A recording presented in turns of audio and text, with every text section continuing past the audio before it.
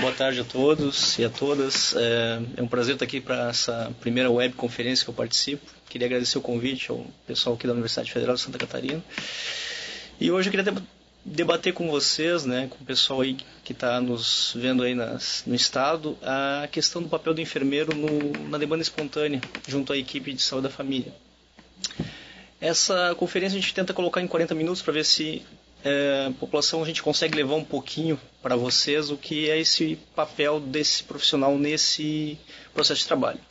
Eu pensei em trazer aqui para vocês, né, o que é o meu dia a dia, né, tentar a gente debater o que é na prática, o que a gente desenvolve no nosso método de trabalho. E não é uma receita de bolo, não tem nenhuma questão pronta, mas é algo que eu espero, né, contribuir no processo de trabalho de vocês aí que estão nos ouvindo, nos assistindo. Então, o papel do enfermeiro no acolhimento é vasto, amplo, né? Mas a gente vai começar primeiro falando um pouquinho do que é esse acolhimento, né? Que tanto a gente fala, o que é afinal isso, né? Que se debate, se questiona, se discute, e que não se tem, às vezes, uma fórmula pronta e colocada. Eu peguei uma citação aqui do Ministério da Saúde, até que coloca bem a questão do que é o acolhimento que eles colocam lá. O acolhimento é uma prática presente em todas as relações de cuidado, nos encontros reais em trabalho de saúde e usuários, nos atos de receber e escutar as pessoas, podendo acontecer de formas variadas. E ele dá um exemplo aqui, dá uma citação: há acolhimentos e acolhimentos. Então, acolhimento não é só aquele momento que a gente tem no primeiro horário da abertura da unidade, que chega aquela demanda intensa e que aí você divide, você coloca, você vai para os locais e você determina os encaminhamentos. O acolhimento é desde o ato da pessoa chegar perguntando informação para a própria recepcionista. E quando o Ministério coloca que existem acolhimentos e acolhimentos, é bem isso, né? O ato de acolher é muito mais que tu trabalhar a demanda clínica, é a demanda do trabalho, do serviço em si e do encaminhamento adequado para cada usuário que procura essa unidade. O acolhimento de uma unidade não é só a demanda clínica, como eu falei, permeia todo esse processo. Se falhar num determinado ponto daquele trabalho, do processo, se a recepcionista ou o próprio guarda der uma informação errada, equivocada, o trabalho em si de toda a equipe, inclusive do médico, do enfermeiro, já vai estar comprometido. Então esse acolhimento permeia toda uma situação, todo um trabalho processual de cuidado. Bom, aqui é uma pergunta importante: por que acolher a demanda espontânea? Né? O que é pra gente, por que eu devo acolher? Mas o Saúde da Família não se propõe a trabalhar promoção e prevenção e atendimento programado? Bom, Merri citou uma vez que o Saúde da Família, se não tivesse o atendimento à demanda espontânea, estaria fadado ao esquecimento até a não proliferação ou extensão do programa. E eu concordo com ele, né? Hoje a demanda programada é importante, com certeza, mas a demanda espontânea tem que se haver. A gente trabalha hoje aqui no setor de trabalho, em Florianópolis, se tenta trabalhar de 50% a 50%. E isso que o Ministério hoje preconiza também. Trabalhar metade a metade, ou seja, 50% demanda espontânea, 50% demanda programada. Então, voltando a falar, por que acolher a demanda espontânea? Então, eu citei três citações aqui, três tópicos que acho que dá para a gente colocar um pouquinho o porquê dessa situação. Primeiro, gente, ampliação e facilitação do acesso. Tá? Fundamental. A atenção primária à saúde, ou a estratégia de saúde da família, hoje se estabelece como reorientador ou organizador do serviço e ampliador do acesso. Tá? A estratégia de saúde da família, como primeiro ponto de inserção do usuário no sistema, tem no acolhimento, né, o seu primeiro ponto também de inserção desse usuário dentro da estratégia de saúde da família. Então, essa ampliação do acesso, quando se tem uma demanda espontânea aberta, uma porta aberta, tu consegue ampliar e estabelecer um acesso facilitado. E, consequentemente, tu consegue estabelecer melhoria de avaliação da tua equipe pelos usuários. Tá? A segunda ali, o acolhimento como postura, atitude e tecnologia de cuidado. Tá? Tecnologia de cuidado é uma questão de processual de trabalho. A segunda questão, tópico 2 que eu estava falando, é a questão da postura, atitude e tecnologia do cuidado. Ou seja, como se propõe esse processo de acolhimento? Como ele entra como ferramenta de trabalho? Como se estabelece isso junto à população em si, nessa equipe de atuação? E a terceira, o acolhimento, como eu já tinha citado, como dispositivo de reorganização do processo de trabalho em saúde. Ou seja, como ele fazer parte dessa gama de acesso, de trabalho e de processo de trabalho, desde a entrada do usuário na unidade até o seu encaminhamento, seu referenciamento de acordo com a melhor situação. Essas três situações, eu coloco, são as premissas básicas que até o próprio Ministério da Saúde coloca no processo de acolhimento. Tá? Para isso que se propõe, e seriam hoje as diretrizes principais do processo de acolhimento na atenção primária à saúde. Isso até inclusive está colocado na Política Nacional de Imunização, até esses três tópicos falando. Deixa eu passar o próximo aqui. Bom, como ele é um processo, né, de reorganização do processo de trabalho, eu coloquei até um exemplo das fotos nossas da unidade de saúde e vamos dizer assim, atores protagonistas fundamentais, que são os agentes comunitários de saúde. O acolhimento não se dá dentro só da unidade, gente. O acolhimento também se dá fora, extramuros. E aí a figura dos agentes comunitários, que faz essa interligação entre a comunidade e a unidade de saúde de família, já é de extrema importância. Eu coloquei os agentes aqui, são minhas três agentes comunitários que trabalham comigo na unidade. Então, elas já, de certa forma, já são as acolhedoras nossas, já nos reorientam o processo de atendimento e acolhimento. Além de levar a demanda que se chega para elas também já direcionam a melhor maneira. O importante é sempre estar divulgando e promovendo o conhecimento, o diálogo entre a equipe.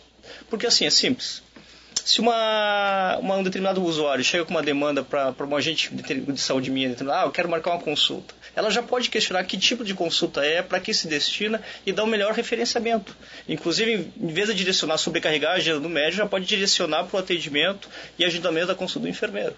Então, o conhecimento do agente comunitário, do que é o trabalho do enfermeiro, do que é o trabalho do médico, favorece muito esse trabalho de equipe, ou seja, trabalho coletivo e, consequentemente, a organização da demanda espontânea.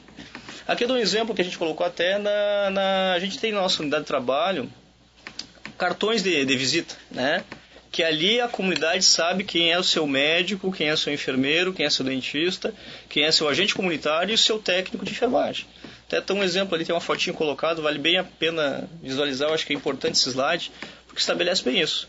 O processo de acolhimento não se dá só dentro da unidade, se dá também fora da unidade, né? E o agente comunitário saber o que é o trabalho, que até conhecer, até eu vou mais além, saber diferenciar, claro, ele não vai determinar, não vai classificar risco, não vai determinar o que é uma questão clínica, não, mas saber para onde você saber se isso é o caso de marcar ou de atender prioritariamente, eu acho que é uma coisa fundamental. E ter esse canal aberto, a gente falar presente, ter esse contato, ter essa porta aberta com o seu enfermeiro, com o seu médico, seja na reunião semanal, seja no momento informal, é fundamental. Trabalho de equipe, né, se não tem a presença de todos trabalhando em sincronia, vai sobrecarregar para alguém. E eu acho que a gente quer reorientar o trabalho, não quer extrapolar essa questão. Então, assim, eu vou citar para vocês aqui agora, como falei para vocês, acolhimento, né, organização de demanda espontânea não tem uma receita de bolo, tá? Não existe um modelo de acolhimento ideal. O Ministério da Saúde passou aqui para nós, né, e isso está no caderno de atenção básica, número 28, né? E ele coloca 4 tipos de acolhimento. Eu posso dizer que eu já meio que experienciei os 4, né? No local que a gente trabalha. E hoje a gente está no item 1, que é o acolhimento pela equipe de referência do usuário. Todos, gente, todos, sem exceção, tem pontos positivos e pontos negativos, tá? E aí a gente vai falar um pouquinho de cada um deles. Mas eu posso dizer para vocês que a experiência de todos que eu tive, posso dizer que tem pontos positivos e pontos negativos. Não existe um acolhimento ideal. O acolhimento é o que se processa e o que a equipe consegue melhorar. É um processo, né? E a gente vai, provavelmente o que a gente está hoje, vai evoluir para um passo seguinte. Hoje o processo melhor, que eu diria, é o que a gente está hoje, que é o acolhimento pela equipe de referência do usuário. Tá? Por que esse acolhimento é o ideal, do meu ponto de vista, a princípio melhor no momento? Porque a gente consegue estabelecer vínculo, saber quem esse usuário é, saber como é que é a situação daquela família, né? Esse usuário vai voltar para ti. tu vai saber o que tu fez, o teu processo de vínculo, de trabalho, de acompanhamento é vantajoso. O processo negativo, acolhimento pela equipe de referência, é que às vezes tem um limitador, né, de horário, tempo, até porque a equipe se programa para as outras atividades. Por exemplo, às vezes a gente tem que momentos de fazer visita domiciliar e grupos, né? E aí, de certa forma, aquele usuário que chega após determinado horário vai ficar um pouquinho, né? Não vai poder ser acolhido naquele momento, não vai poder ser, vai ser avaliado e depende de ser referenciado para um outro turno naquele momento. É os acordos que tem que se falar, tá? E até quando tem um vínculo estabelecido legal com a tua comunidade, com a tua área, os agentes de saúde já conhecem a rotina da equipe, eles conseguem até direcionar, tal dias, tais horários, né? O enfermeiro Vinícius, né? A doutora Marcela, que é a médica que trabalha comigo, não vão estar naquele momento. Vai no próximo turno estabelecer esses acordos acerta. Esse eu diria que é um ponto importante, esse feedback, essa conversa entre a equipe, o agente comunitário de saúde e a população, que isso favorece muito o processo de demanda espontânea. Bom, outro ponto seria o acolhimento, equipe de acolhimento dia, né? A gente já fez essa experiência também. Funciona também, e aí meio que a equipe, né, tipo, naqueles momentos que se tem horários para determinadas coisas que não atendimento clínico, a equipe fica mais sossegada, né? Porque tem uma equipe de retaguarda. A gente chamava isso de acolhimento por escala na nossa unidade, tá? Cada turno da semana uma equipe ficava como a escalada para atender a demanda aí de todas as áreas, não só a dela. Isso tem um lado positivo, porque, né, desafoga o atendimento das outras áreas, que aí pode se dedicar à demanda programada, só que tem um lado negativo, né?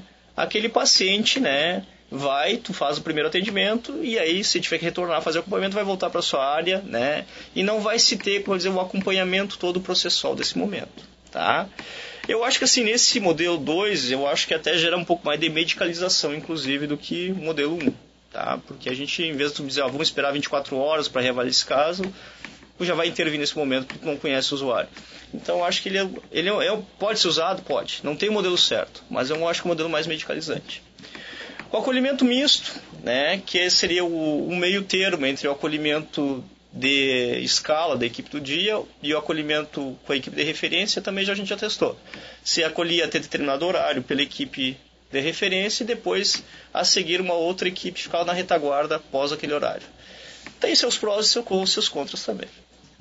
E o acolhimento coletivo é a conversa com toda a equipe. A gente chamava no início isso de grupo de marcação até, porque definia o que tinha de atendimento de urgência e o que é de demanda programada. Tem o seu pró e contra também, mas é um processo que pode se adequar. O modelo certo, gente, não tem, novamente. O que adequar mais à realidade de cada um de vocês. Seguindo em frente aqui.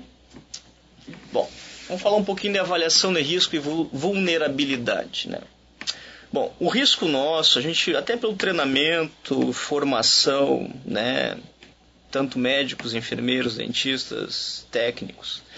Nossa formação foi muito biológica, né?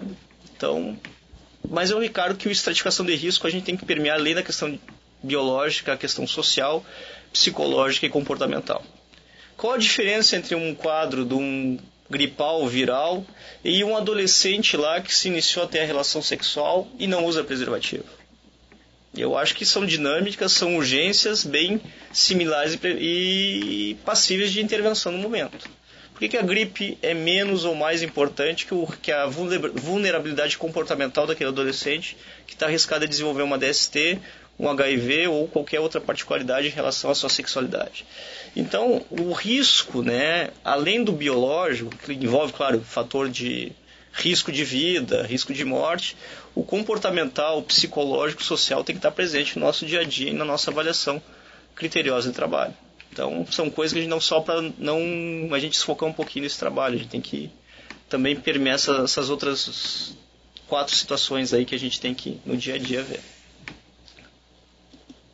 Bom, numa avaliação de risco e vulnerabilidade, a gente tem que considerar, como eu falei para vocês, 2 grandes grupos. Uma situação aguda e uma situação não aguda.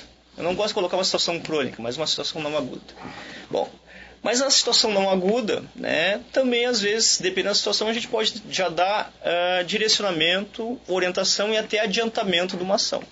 Começar uma intervenção sem ser uma necessidade aguda naquele momento. A gente pode fazer isso. Tendo tempo, claro, tendo situação e condição, a gente consegue fazer essa administração desse sentido. Vou dar um exemplo aqui, por exemplo.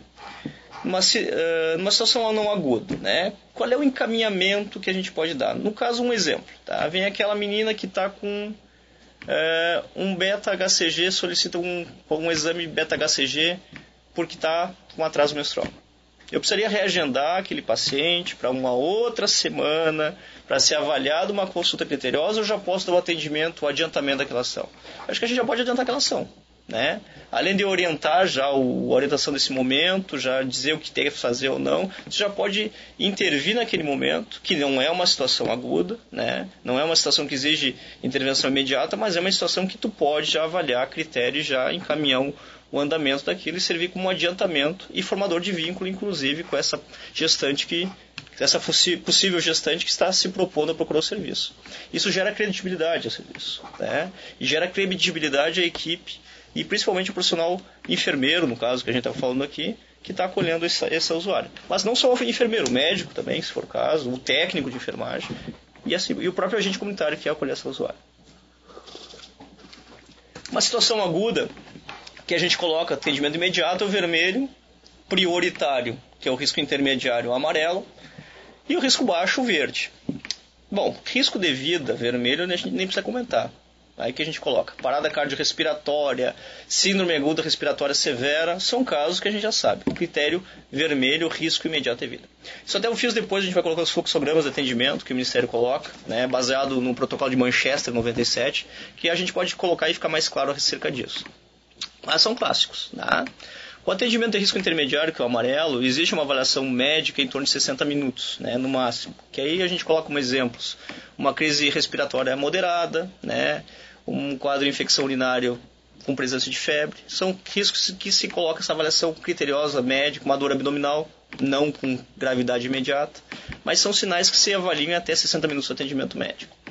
E o atendimento no dia, que é o verde, né, que hoje, gente, na atenção primária da saúde, 95, 96, até 99% dos atendimentos que a gente tem no dia a dia se encaixam numa situação azul, que é o de cima não aguda, ou uma situação verde, que é o atendimento do dia, ou em 24 horas, 48 horas, então, que a gente pode esperar. Então, hoje a situação em saúde da família se apresenta muito mais no critério verde ou azul. Ou seja, quando cai no critério azul, se programa o atendimento, se aguarda 24, 48 horas sem problema nenhum, ou no caso do verde, a situação, se não conseguir ser resolvida naquele turno pela parte da manhã, porque já esgotou o número de atendimentos, a demanda já chegou, a demanda programada, que vai ser avaliada de acordo com o protocolo, tu pode passar para um outro turno para a equipe, para o profissional médico ou enfermeiro reavaliar e dar um encaminhamento adequado. Então, um exemplo de risco verde, risco baixo aqui, uma disúria, né? Uma infecção urinária não complicada, leve, sem problema, começou com quase cistite, não tem problema,